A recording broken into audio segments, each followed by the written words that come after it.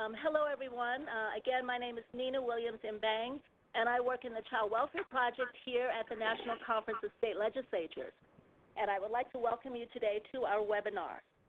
This webinar is part of the Training and Technical Assistance to State Legislators on the Child and Family Services Reviews Initiative.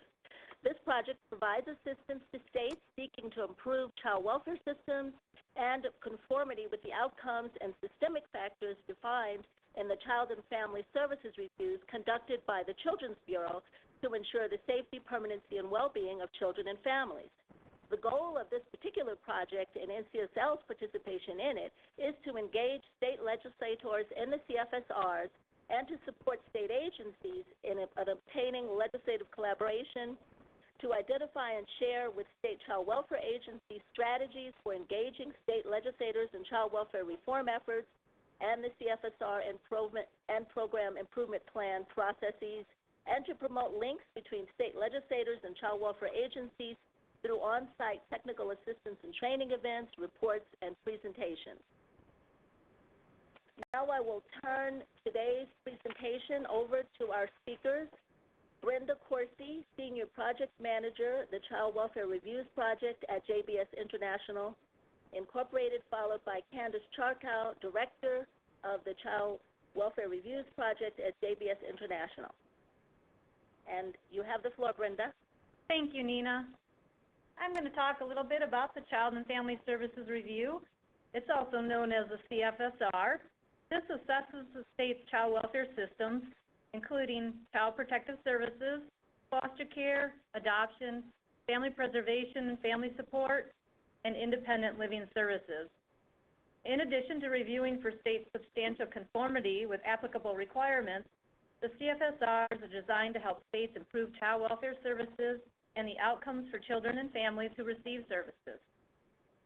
The CFSRs are very comprehensive, measuring 7 outcomes and 7 systemic factors. Altogether, they look at 45 separate items. This slide shows that each review is a 2-stage process consisting of a statewide assessment prepared by the state and an on-site review of child and family service outcomes and program systems. The statewide assessment includes data profiles that contain aggregate data on the state's foster care and in-home service populations. You can find the statewide assessment for each state on the Children's Bureau website under Child Welfare Monitoring, Child and Family Services Reviews, Reports and Results. After the statewide assessment, an on-site review of the state child welfare program is conducted by a joint federal and state team. The on-site portion of the review includes case record reviews, interviews with children and families engaged in services, and interviews with community stakeholders such as the courts and community agencies, foster families, caseworkers, and service providers. States found to be out of substantial conformity with the requirements must engage in a program improvement process, which is known as the PIP, and technical assistance, which is known as TA, is available to assist states in addressing areas needing improvement. To date, there have been 2 rounds of the CFSRs. Round 1 took place between 2001 and 2004, and round 2 took place between 2007 and 2010. During each round, all 50 states plus Puerto Rico and the District of Columbia were reviewed with a focus on safety, permanency, and well-being.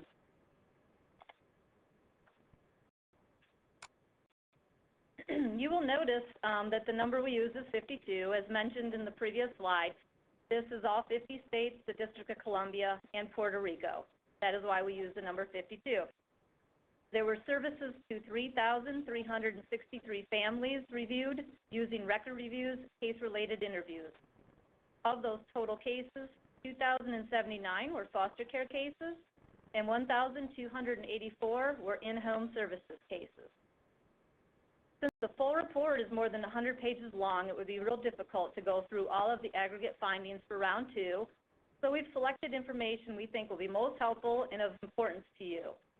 We will include aggregate information about findings and also common themes.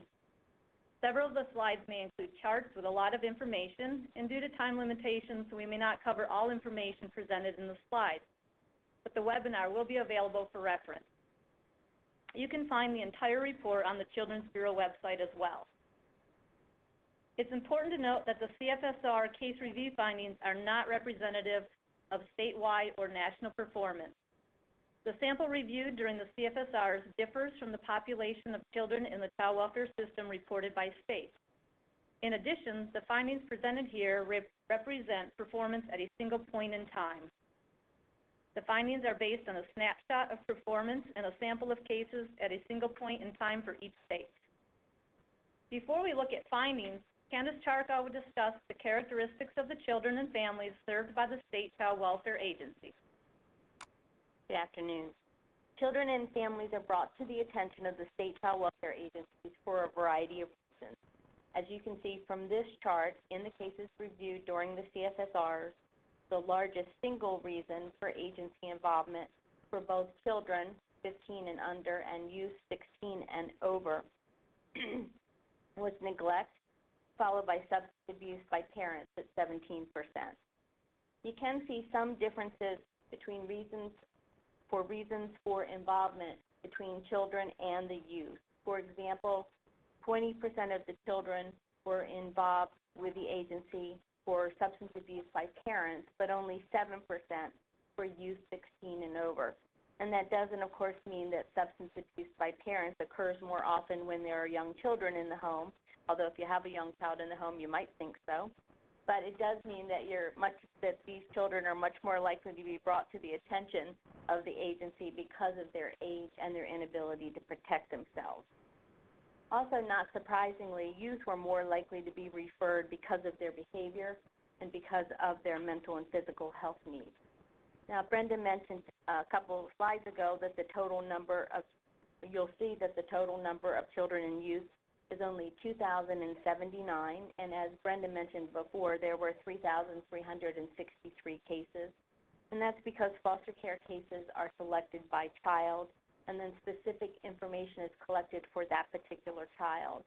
When we look at in-home services cases, those cases encompass services to all the children in the home. Okay.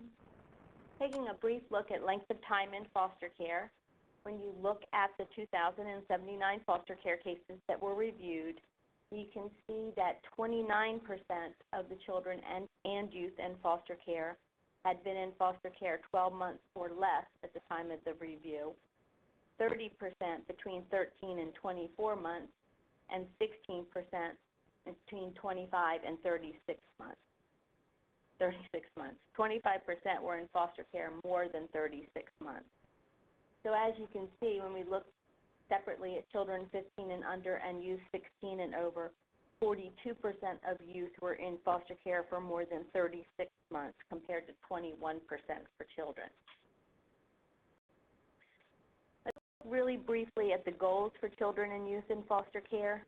And remember, in the previous slide, there were 2,079 cases, but information here is included for only 2,073 cases, and that's because permanency goals for a very small number of children and youth were not established at the time of the review. States are encouraged to use concurrent planning, which means you're working simultaneously on more than one goal at a time. And out of the 2,073 children, 393 of them actually had more than one goal. This chart captures the percentages of children and youth who had either a single or concurrent goal of each of the identified goals here. For example, of the 1,695 children, 730 of them, or 43%, had either a single goal or a concurrent goal of reunification with parents. If you look at children and youth together, you can see that 41% overall had a goal of reunification with parents, and 41% had a goal of adoption. When you look separately at the youth, 16 and over, you see that there's a much smaller percentage who have a goal of adoption. 9% of youth 16 and older had a goal of adoption, and 49% of children had a goal of adoption. You also see a difference when you're looking at a goal of other planned permanent living arrangement, which we call OPLA. 63% of youth had a goal of OPLA, and only 13% of children did. Now, for CFSR purposes, the definition of APLA is that the child, even though remaining in foster care, is in a permanent living arrangement with a foster parent or relative caregiver, and that there's a commitment on the part of all parties involved that the child remain in that placement until he or she reaches the age of majority or is emancipated. Or a child is in a long-term care facility and will remain there until transition to an adult care facility. When you look at this overall, you can see that youth were less likely than children to have goals of adoption or reunification. Children were almost 6 times more likely than youth to have a goal of adoption, and youth were much more likely to have a goal of APLA. All right, so we've told you a little bit about the children that were reviewed during the CFSRs. Now we can take a look at the 7 systemic factors that Brenda referenced. There are 7 altogether. One is that the state operates a statewide information system that can readily identify the legal status, the demographic characteristics, location, and permanency goals for any child in foster care or who has been in foster care in the last 12 months. They have a required case review system, which we'll look at in more detail in a minute. You have to have a quality assurance system where the state has developed and implemented standards to ensure that children in foster care are provided quality services that protect the safety and health of children. Staff and provider training deals with states having initial and ongoing training. Fifth is service array and resource development, and we're going to look at that a little bit more in a minute, followed by agency responsiveness to the community. This factor looks at whether the state engages on an ongoing basis with stakeholders, such as tribal representatives, families and youth involved with the agency, service providers, foster care providers, the courts, and other public and private family serving agencies. Performance on the systemic factors actually varied a great deal. As you can see, 51 of the states were rated as insubstantial conformity for agency responsiveness. States did more poorly in the case review systemic factor and the service array, and we're going to look at those more closely. We don't have time to go through all 7 systemic factors, but we'll take a closer look at case review and service array. The systemic factor for case review system has several elements and includes a process for ensuring that every child in foster care has a written case plan that is developed jointly with the parents and the child whenever possible, that there's a periodic review of the status of every child, either by a court or an administrative body, no less frequently than once every 6 months, that every child in foster care has a permanency hearing no later than 12 months after the child enters foster care, and then at least every 12 months after. Item 28 looks at whether the state has a process for TPR proceedings that's in accordance with the Adoption and Safe Families Act, and the state must have a process in place to ensure that foster parents, pre-adopted parents, relative caregivers, they are notified of the hearings and have an opportunity to be heard. Let's look in more detail at the case review system. Most of the systemic factors consist of multiple items. So for the case review system, you have items 25 through 29. And as you can see that no state met the requirement for a written case plan. However, 44 states had processes in place for the required periodic reviews. 32% had a process in place for permanency hearings. 12 did for TPR processes, and 14 had the required notice of hearings to caregivers. One more systemic factor, the service array and resource development. This is another area of challenge for states. This outcome includes whether a state has an array of services that can assess the strengths and needs of children and youth, can address those needs, enable children to remain safely with their parents whenever possible, and help children and foster and adoptive parents achieve permanency. So they're looking at whether the services actually exist whether those services are accessible to all families and children, and if the services can be individualized to meet the unique needs of children and families. Item performance within this systemic factor, you can see that in 32 states, requirements for an array of services were met. Only 18 had the ability to individualize those services, and in only one state, it was determined that the services in item 35 were accessible to families and children in the state.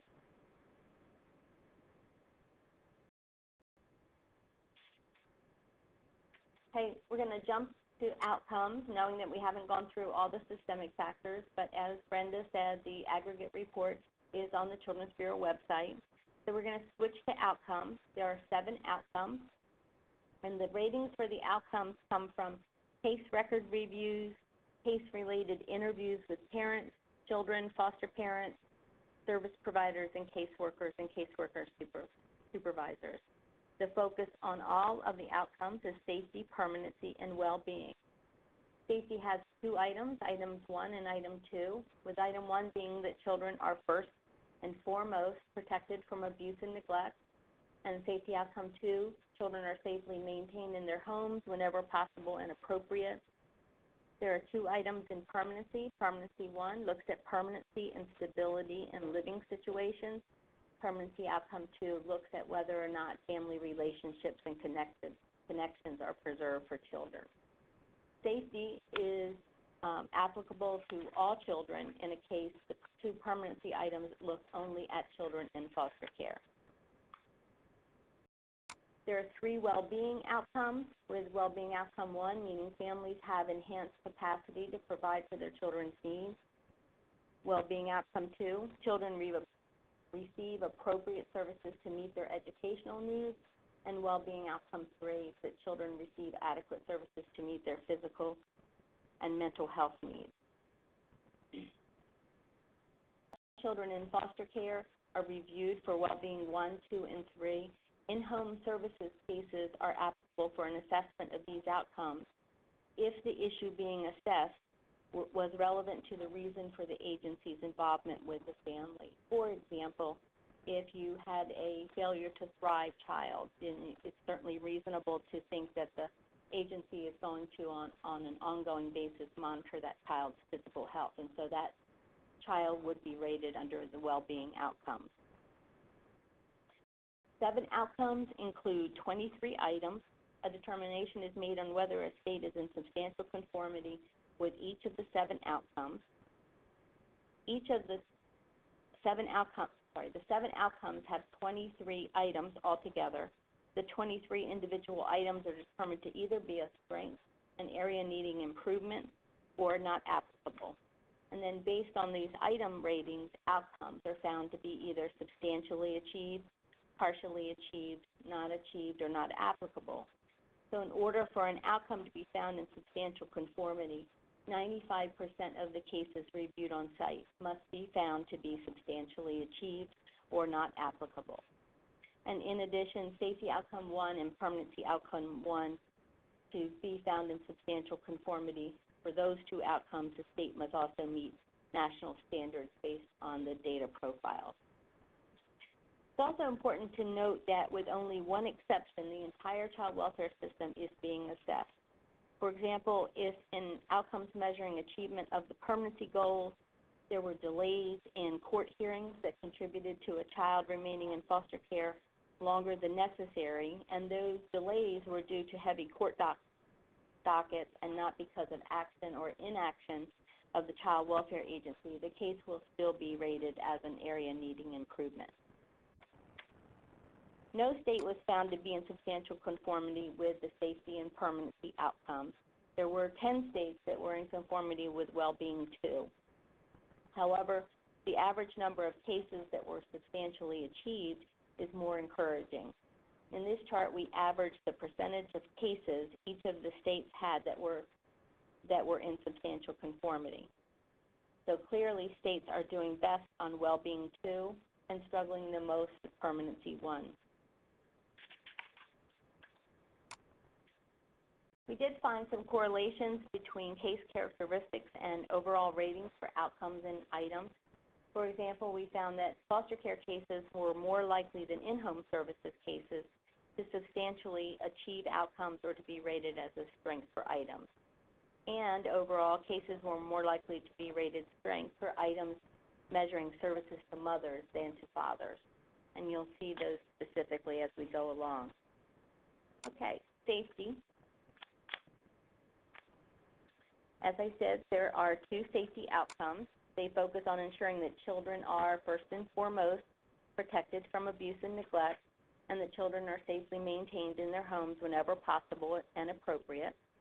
Item 1 looks at the timeliness of initiating investigations of reports of maltreatment.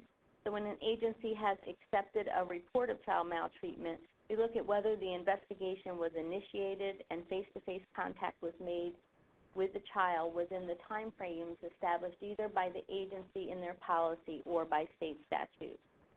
Item 2 looks at repeat maltreatment. Did any child in the family experience repeat maltreatment within a 6-month period? And then items 3 and 4 look at efforts to prevent a child from coming into foster care or re-entering after reunification, and then whether the agency has made concerted efforts to assess and address risk and safety concerns.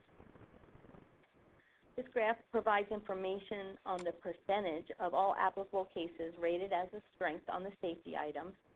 So as you can see, 78% of the cases that were reviewed during the on-site review were found to be a strength for item 1, timeliness of initiating investigation, and in 87% of the cases there was no repeat maltreatment within a 6-month period. Item 3 measures whether the agency made concerted efforts to provide services to the family to prevent or for reentry. When we look at item 4 in safety outcome 2, we can look at those a little bit more detail. Item 4 assesses whether the agency made concerted efforts to assess and address the risk and safety concerns related to children either in their own homes or while in foster care. A risk assessment is one that determines the likelihood that a child will be maltreated in the future. And a safety assessment refers to the determination of whether a child is in a stable or safe environment at the time the assessment is made. So when you're looking at risk and safety, risk is future, safety is now. So as you can see, there were adequate initial assessments of risk in 89% of the cases, adequate assessments of safety in 85% of the cases. On an ongoing basis, adequate assessments of risk were conducted in 77% of the cases, and assessments of safety conducted in 73%. And in 74% of the cases where a child was reunified, a safety assessment was done prior to reunification. 22% of the cases had unaddressed safety concerns. When we looked at those concerns, we found in some cases maltreatment allegations were reported but inappropriately screened out, that allegations of maltreatment either were not reported or not investigated.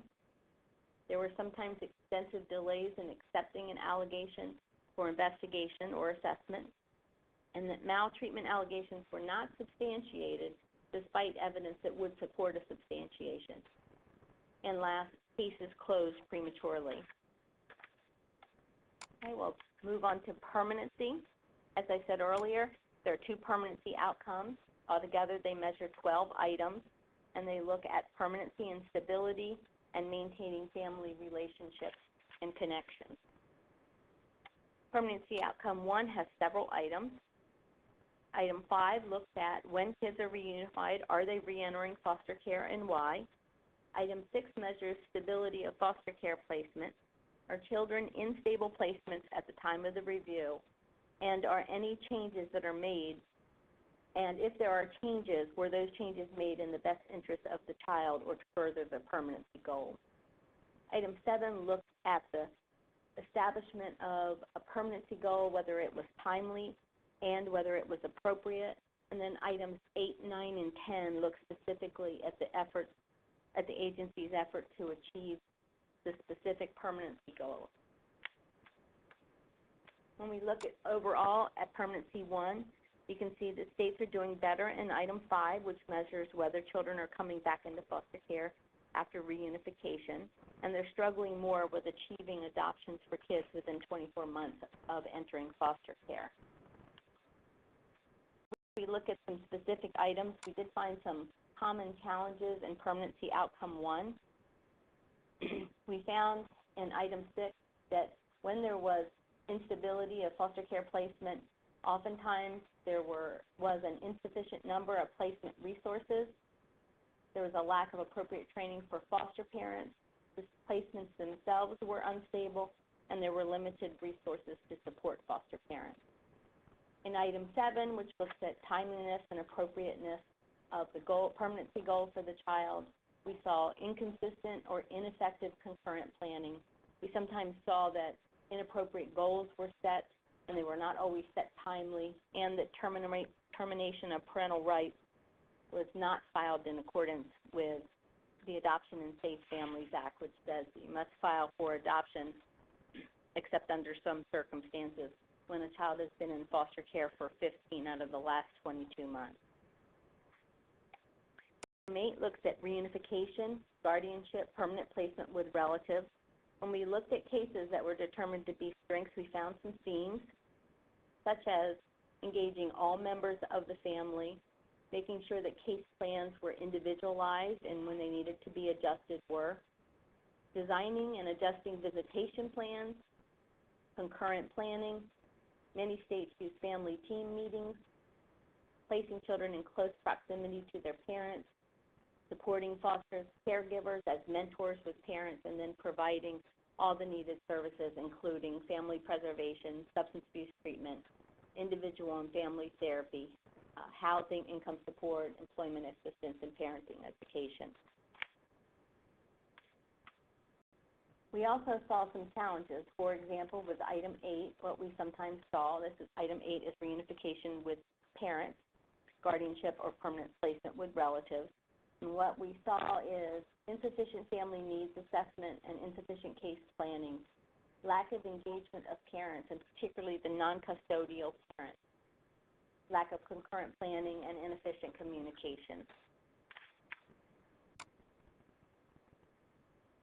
Additional challenges were a lack of communication with courts and service providers, delays in guardianship home studies and finalization, delays in relative and non-custodial parent identification and engagement, delays in court hearings, and then services that were identified but not provided, such as residential treatment, transportation, housing, employment assistance, mental health treatment, and substance abuse treatment.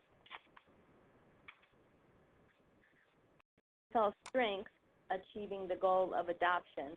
We saw that agencies were completing forms and legal processes in a timely manner. They were filing for termination of parental rights within ASPA timeframes, obtaining voluntary relinquishments in a timely manner, using concurrent planning effectively, making sure they were preserving existing services for children post-adopt, and that's to ensure the continuation of existing services when a child is adopted, identifying and engaging relatives early, and using the interstate compact for the placement of children effectively. And the interstate compact for placement of the children allows states to both have another state approve or assess a home in that state, and if the child is placed there, provide supervision for that child. And also they use recruitment sources for adoptive homes, such as Adopt US Kids. When we looked at adoption, we saw some challenges: lack of engagement with families, not complying with the ASPA timeframes for TPR, caseworkers not visiting sufficiently enough with children, no planning for post-adoptive services, a delay in setting the goal of adoption, delays in the interstate compact for the placement of children, and delays in home studies, licensing, and finalization. Item 10, other planned permanent living arrangement. When we saw cases that were strengths, we found that agencies were developing appropriate permanency goals along with appropriate permanent placements, supporting the relationship of the child with their caregiver, engaging relatives and families, resolving financial concerns of the families caring for these kids, addressing runaway or delinquency episodes, and addressing mental health and developmental health needs. When we looked at OPLA cases, we also found challenges: insufficient attention to behavioral concerns of the child, the overuse of temporary placement, independent living services not provided as needed, insufficient case planning for independence, lack of support for permanent placement options, and lack of communication with placement providers. Moving on to Permanency 2. Permanency 2 focuses on whether the continuity of family relationships and connections is preserved for children. So item 11 looks at proximity. Is the child placed close enough for visitation and the maintenance of other relationships? And for the purposes of CFSRs, generally, a rule of 1 hour or less is transportation is sufficient. We look at item 12, whether the child is placed with other siblings in foster care where appropriate. Item 13 looks at the child being able to visit with parents and other siblings in foster care. In item 14, we look at whether efforts were made to maintain the child's connections to their neighborhood, their school, their faith, family, their friends, and their tribal relationships. Item 15 looks at relative placements. Did the agency seek out relative placements, and where appropriate, place the child with relatives? And then item 16 measures efforts made to support positive relationships between the child in foster care and his or her parents in activities other than visitation.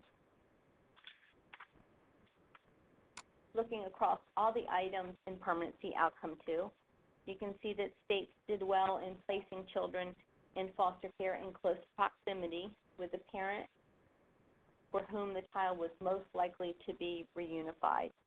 They struggled more with ensuring that kids were visiting with their other siblings in foster care and with their parents.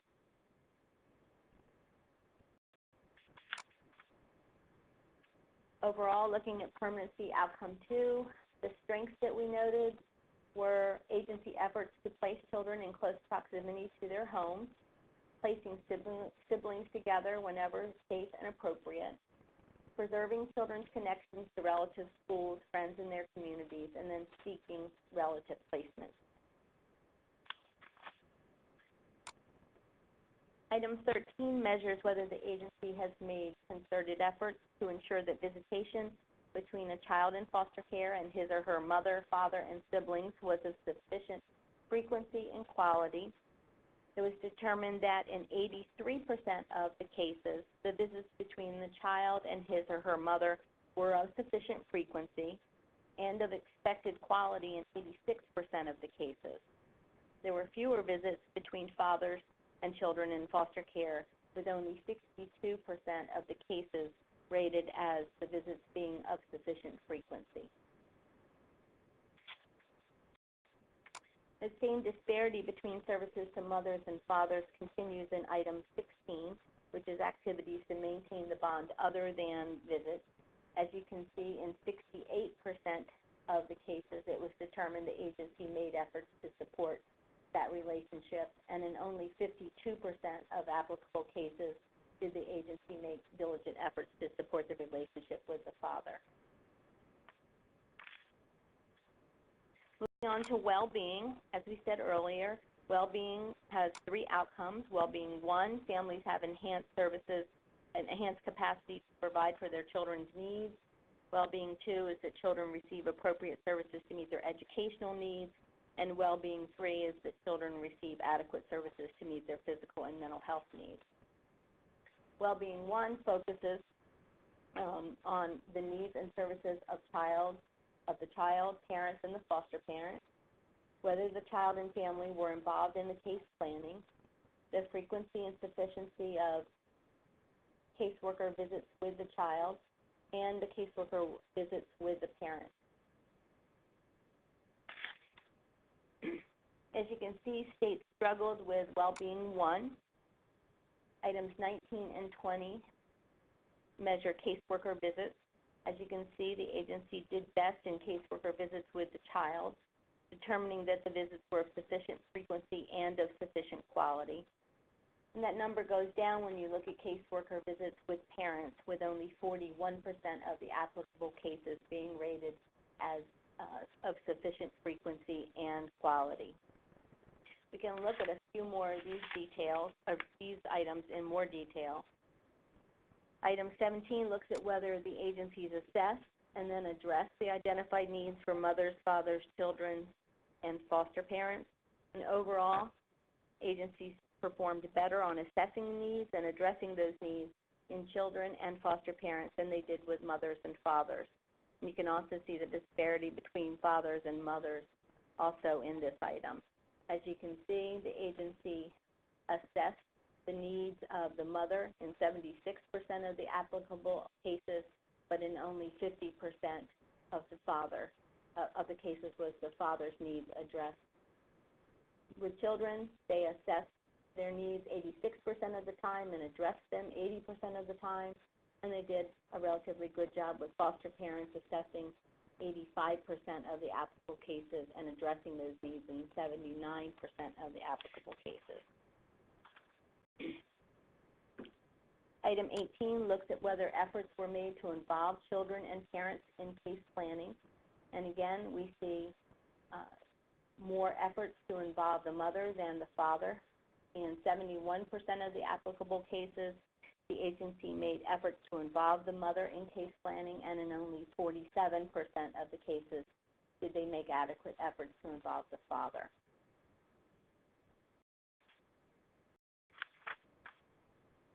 Items 19 and 20 measure the frequency and quality of visits between the caseworker and the parents, the caseworker and the child. So as you can see, in 67% of the cases, the agency made visits with the mother of sufficient frequency and quality in 67% of the applicable cases. I'm sorry, just the frequency is 67%. And with the father, only in 41% of the applicable cases. They did make visits of sufficient frequency with children in 81% of the applicable cases. And again, we see a difference between visits with mom at 67% and father at 41%. Well-being outcomes 2 and 3 consist together of 3 items, with well-being 2 having only 1 item, the educational needs of the child, and well-being 3 including item 22, the physical health of the child, and item 23, the mental and behavioral health of the child. Here again is well-being outcomes 2 and 3 combined. You can see that in 87% of the cases, the agency made efforts to ensure that the educational needs of the child were addressed or assessed and then addressed. And then in well-being 3, which consists of item 22 and 23, you can see that they did the cases of all the cases applicable for well-being 3, item 22, the needs of the child related to physical and dental health were met in 86% of the cases, and in only 77% of the cases were mental and behavioral health needs of the child assessed and addressed. States did relatively well with item 21, and that's meeting the educational needs of the child. As you can note that 90% of the applicable cases, the educational needs of the child was assessed and then addressed in 85% of the applicable cases. Now, what's different about item 21 than in all the other items is that in this particular item, we look at whether the agency made sufficient effort to ensure that the child's educational needs were assessed and addressed, and not whether or not the services actually were provided. And there are a number of reasons for that, but mostly because when you look at the educational system, they have very different funding streams. So what we're looking at is, did the agency did the caseworker make diligent efforts to get the child assessed as needed and to get those services provided. The last two items, items 22 and 23, we saw that physical health needs were assessed in 93% of the applicable cases and addressed in 90% of applicable cases. Mental and behavioral health needs were assessed in 86% of applicable cases, and 77% were those needs actually addressed. Common challenges for Wellbeing 2 include maintaining and coordinating services for children. In Wellbeing 2, we see problems with physical and dental health. Some of the problems that we saw was that there were not sufficient dental services available in the community to meet the needs, and sometimes the same problem with physical health needs. And in item 23, we also found an insufficient services in the community to meet the needs. We did see at times where mental and behavioral health needs were assessed but not addressed, and there appeared to be delays in service assessments and delivery, sometimes due to waiting lists.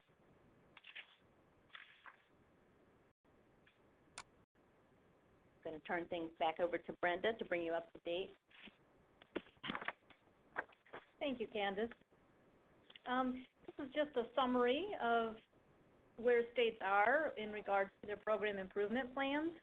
To date, 13 states have completed their Round 2 program improvement plans. 39 states are currently implementing their program improvement plans, and we have placed a link where actually you can access each state's program improvement plan. Round 3 has not yet been scheduled, and we are continuing to work with states and encourage states to focus on continuous improvement up until Round 3. We are also encouraging states and legislators to collaborate, continue to improve services in the state. And I'm going to turn it over to Nina Williams-Embang to talk a little bit about that collaboration. Thank you very much, Brenda. Yes, through this project, certainly NCSL encourages state legislatures to partner with child welfare agencies and other stakeholders in the child welfare system. We encourage legislators to work with their state agencies to provide their insight on agency policy and practice. Legislators can certainly work on developing collaborations with a wide array of child welfare stakeholders on behalf of the children and families in their communities and states. Legislators can ask for briefings and updates during the current and future program improvement efforts and work in partnership with the state child welfare agency to better understand what's going on. And they can work to remain informed about any new developments related to the work of the agency.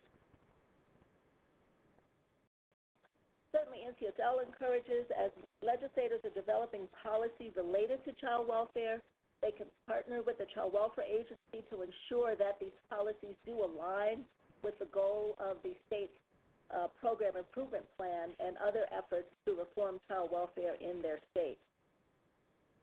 We would be happy to work with any state legislators and state legislative staff on this project to help them better understand the CFSR process and the program improvement planning process. Please feel free to contact us for additional information. If you'll notice on the next slide, we provide our contact information slide, both the Children's Bureau website and NCSL's website, and our contact information as well. And I'd like to remind anyone, if you have any questions, please go into the chat box.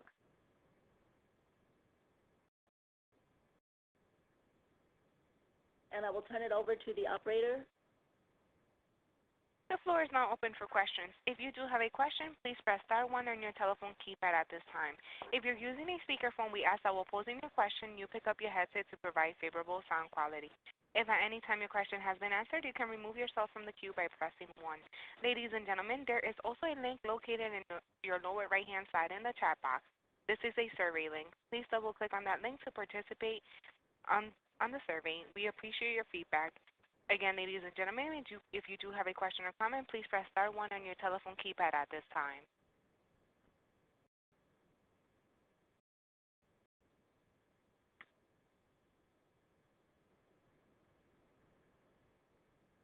And there appear to be no questions or comments coming from the phone line. Oh, I'm sorry. I do have questions.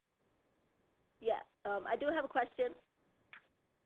One question, how do I find out how my state fared in its most recent review?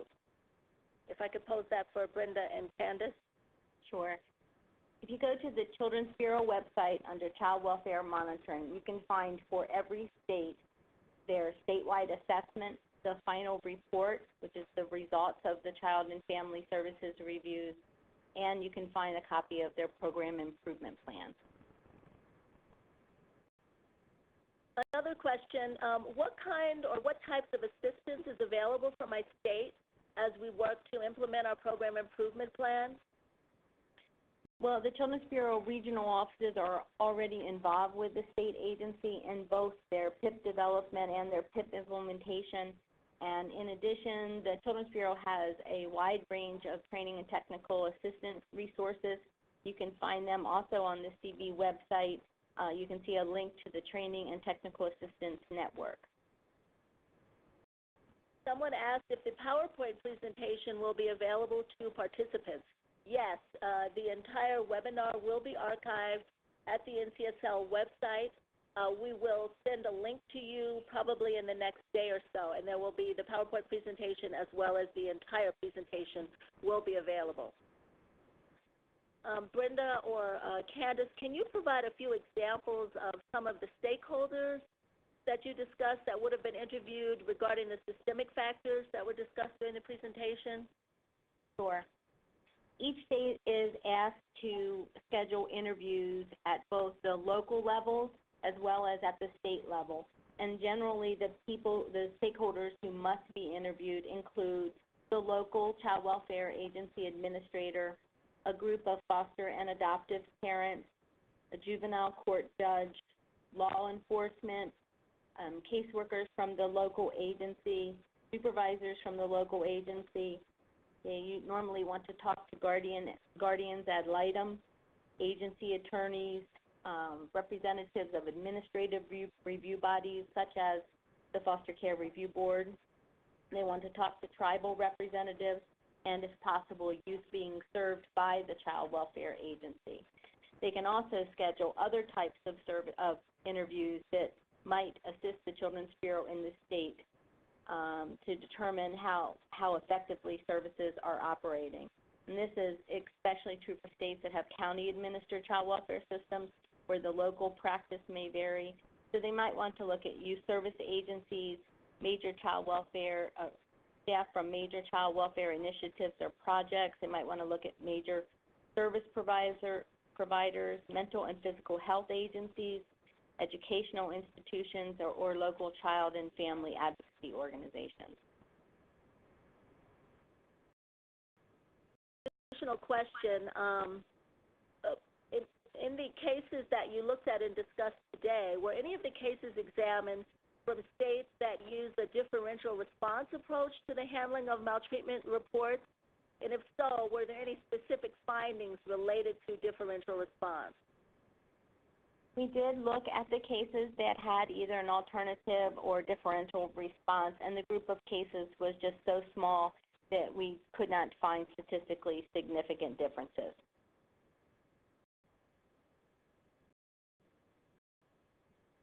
Great.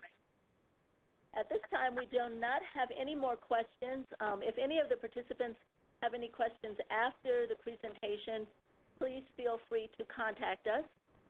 Candace or Brenda, do you have any additional remarks to close? I don't have any, thank you. No, we just want to remind people to go to the Children's Bureau website, and they can find the full aggregate report of Round 2 findings, as well as all the other reports that we have referenced. Thank you very much. I'd like to thank everyone for participating, for joining in on our call, and I would like to remind all of the participants to take advantage of the survey so that we may know how to serve you better in the future. Just click on that survey in the chat box in the lower right-hand corner, and have a good day. Thank you again.